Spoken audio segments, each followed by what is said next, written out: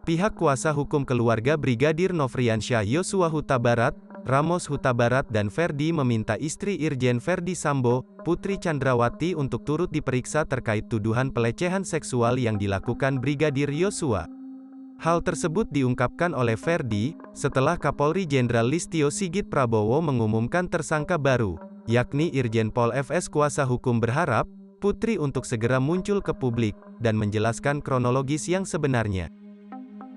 Kepada Ibu Vicky sendiri, Pak? Kepada Ibu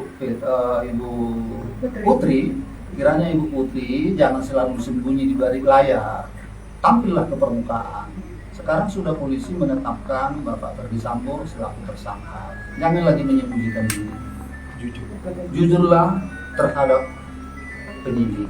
Ke depan keluarga akan bagaimana terhadap sudah ditetapkan ini, kan akan masuk ke penuntutan, Pak, sidang dan segala macam. Kita keluarga besar, kita menyerahkan sepenuhnya kepada penyidik dan kepada tim lawyer untuk mengawal semua permasalahan ini, dan kiranya hukum dijalankan seadil-adilnya di negara kita. Jangan tumpul ke atas, tajam ke bawah. Baik, terima kasih Bapak. Pak, terkait dengan Ibu sendiri, dengan kabar ini bagaimana kondisi Ibu?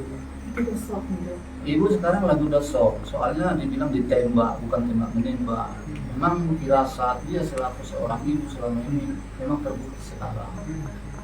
Selama ini kan berita yang sampai kepada kita yang ditetapkan oleh para petugas dari Mabes bahwa kejadiannya tembak menembak, ternyata ditembak.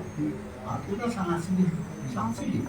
Anak kita diperlakukan ya, biarlah masyarakat yang menilai.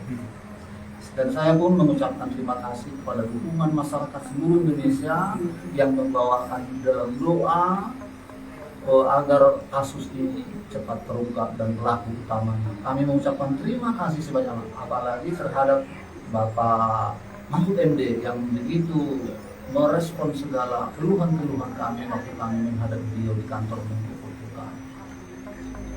Terima kasih.